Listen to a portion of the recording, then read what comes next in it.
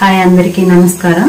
నేను ఈ రోజు MyV3 యాడ్స్ లిక్విడ్ గురించి అయితే చెప్పాలనుకుంటున్నాను. MyV3 లిక్విడ్స్ అయితే ఇది నేనైతే చాలా రకాల లిక్విడ్ అయితే వాడి చూసాను.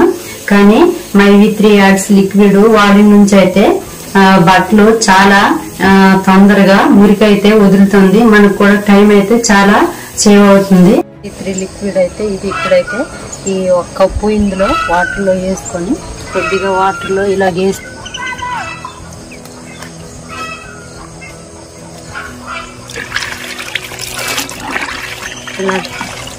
చాలా ఈజీగా అయితే మురికైతే వదులుతుంది.